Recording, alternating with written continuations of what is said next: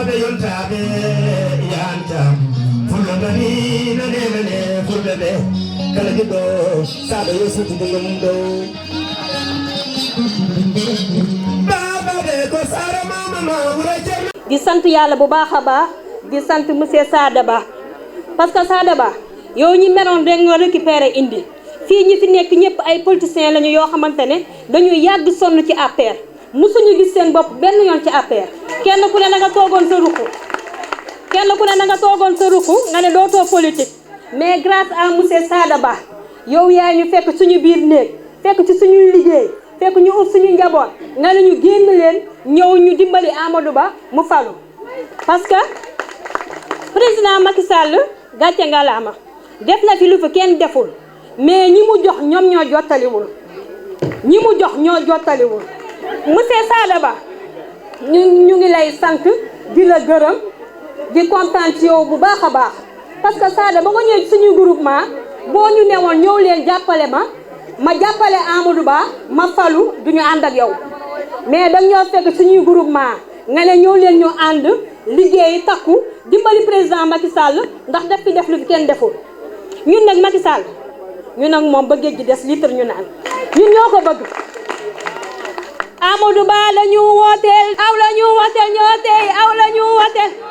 aw la ñu wooteel ñoo tey aw la ñu wooteel aw la ñu wooteel ñoo tey aw la ñu wooteel Sada Ba nag soo bëggee wax ci moom tey duma pare parce que Sada Ba ñun ñoo la bëgg te yàlla tax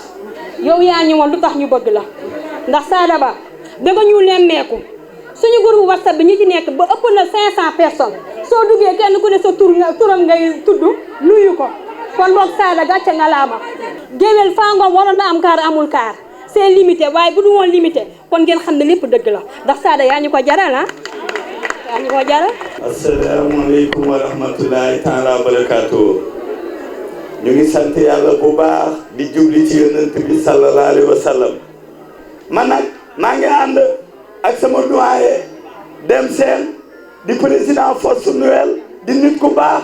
ku jàppale président Macky Sall ku jàppale Amadou Ba ma nekk mbaaw bokk ci mouvement yu bari groupe yi am na ci 14000 la première dame ku ñu wax Adama Yàlla Camara moo ko jiite am na groupement boo xam ne mu ngi tudd jàppale première dame madame Amadou Ba Bili Ba Amina Baro moo ko jiite su ma limee damay bari parce que 21 groupe bi xaju fi waaye ñun daal dañu war a sant yàlla ndax suñu amee président bu mel ni Macky Sall gis li mu def ci TER def ko ci BRT def ko ci pont def ko ci tali def ko ci mbay mi def ko ci biisi def ko ci pompier yi def ko ci police def ko ci gendarmerie def ko ci douane président bu mel noonu dañoo war a wax mu jénk ñu Amadou Ba ñun Amadou Ba la ñuy jàpp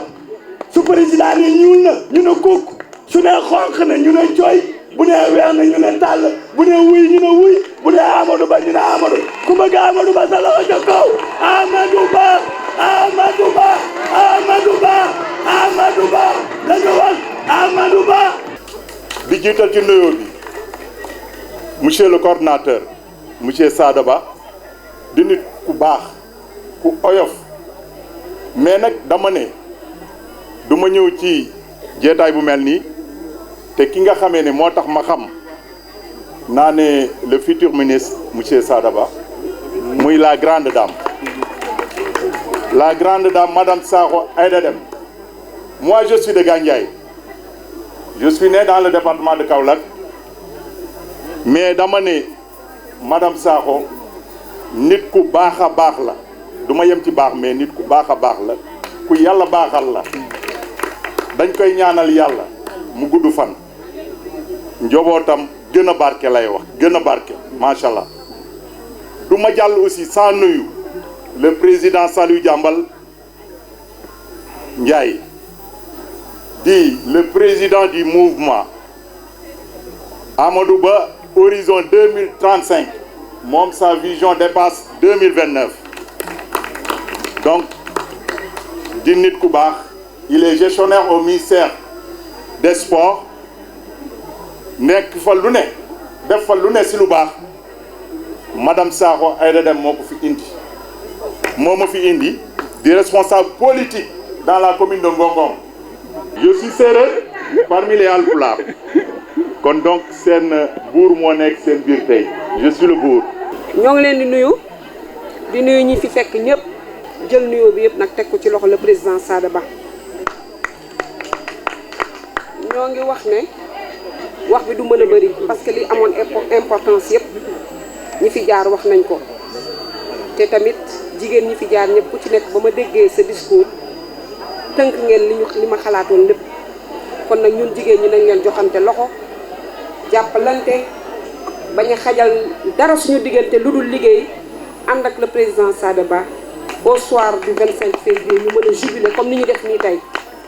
sànq bu ngeen dégloo monsieur Babacar Ba nee na lii neex na trop waaye nañ leen liggéey sur le terrain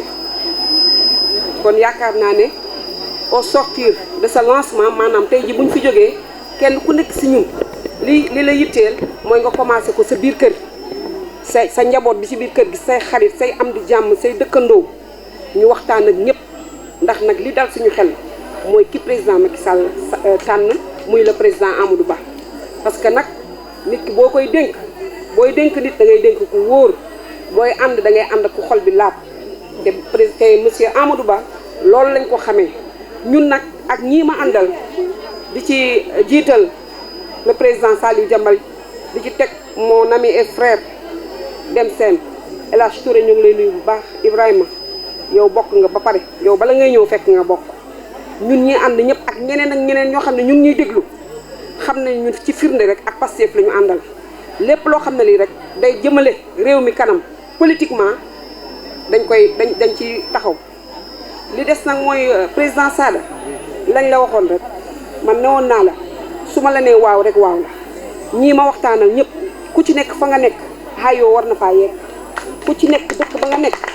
ku ci nekk fa nga milité ku ci nekk fi nga dëkk fii si Dakar xaayoo war na la faa fekk te am naa si ñoom firnde te loolu dina am incha allah rabbi li ci des mooy ñu ñaan yàlla rek ñu commencé bisimilah rahmaani rahim eggaleeg alhamdulilah rabbil alamin madame Sakho nii rek ne nii ma toll nii laa toll dinaa ànd ak sa jigéen ñi ñu liggéey booleeg yeneen jigéen ñi ñëpp ñëw ñu joxante loxo parce que lii ñuy liggéey luñ ko pour kenn suñu bopp lañ ko defal ndax suñu réew bi dafa nekk si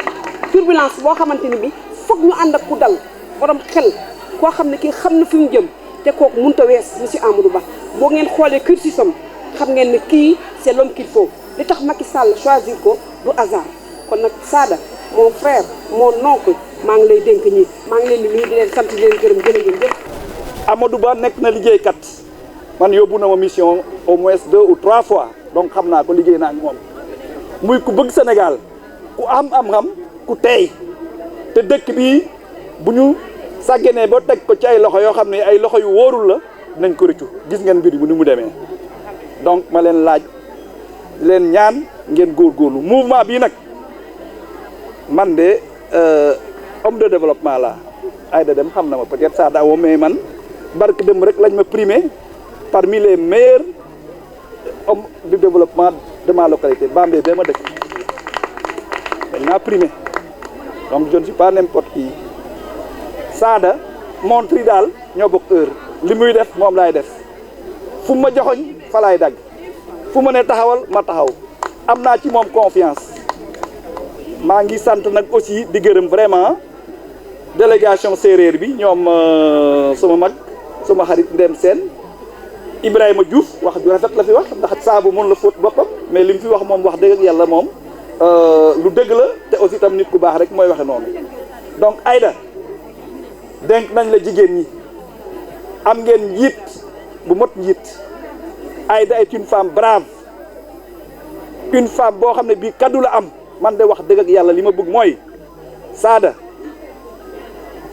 diggante tukulóor ak séeréer lii c'est un pacte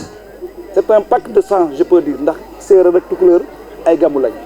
man de jàpp naa to duma bàyyi. asalaamualeykum.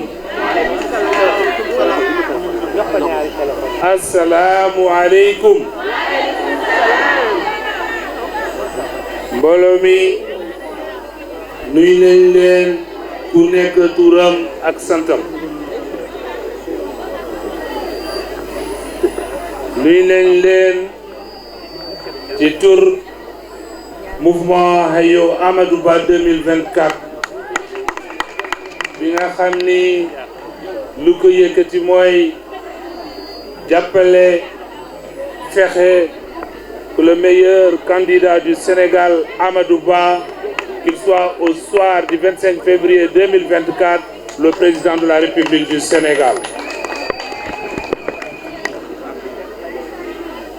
Hayo Amadou Ba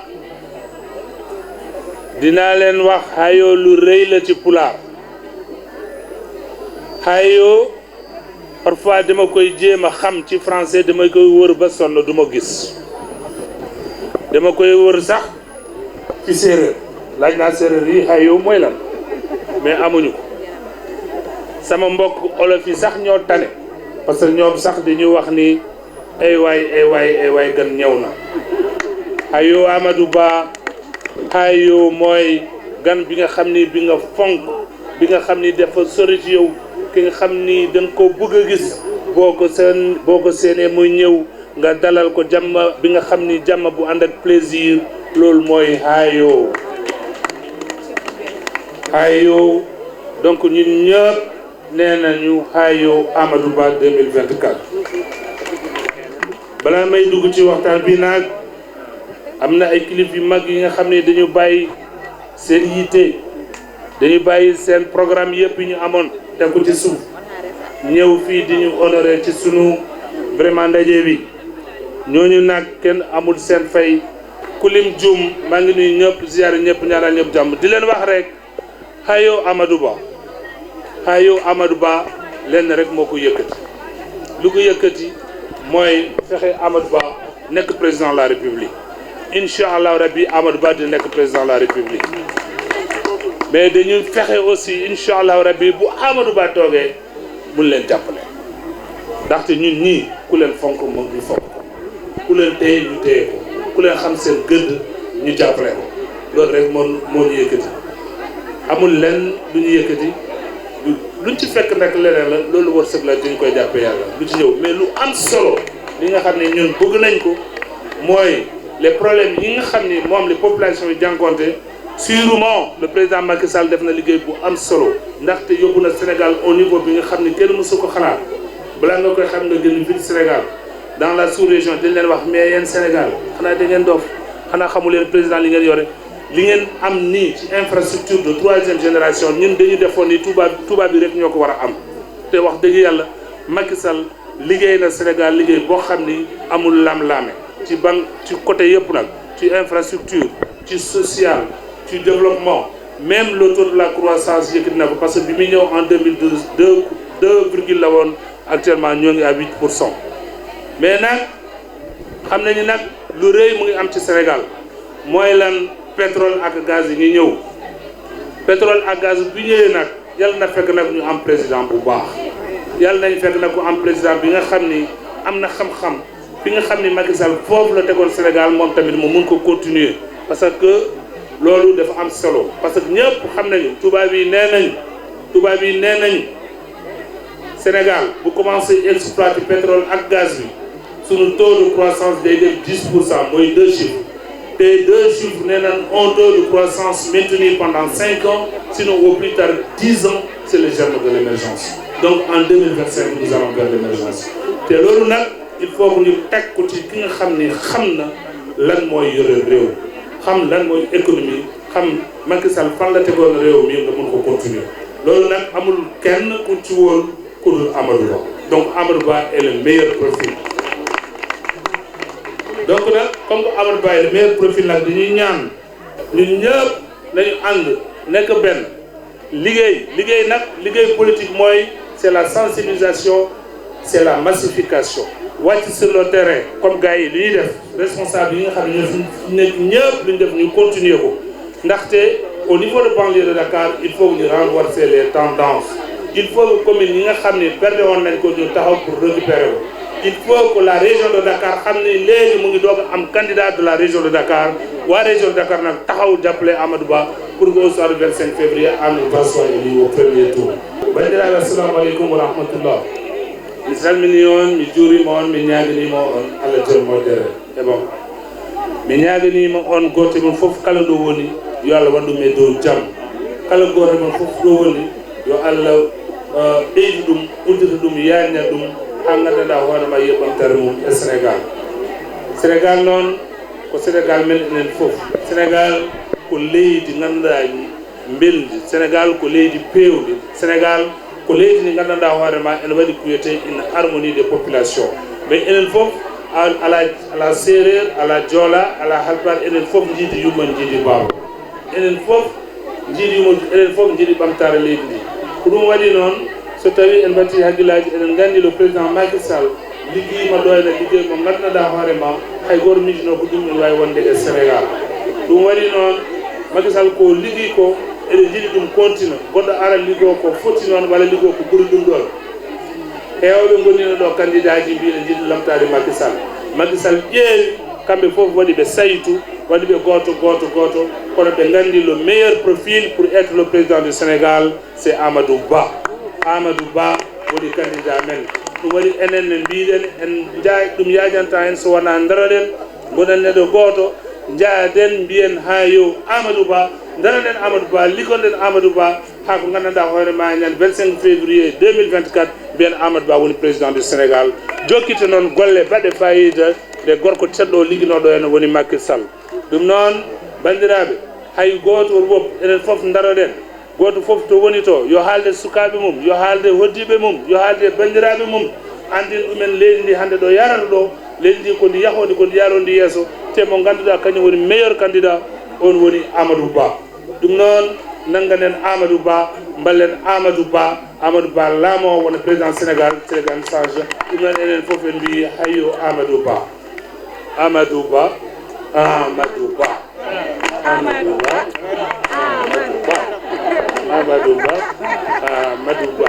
assalamu aleykum wa rahmatullah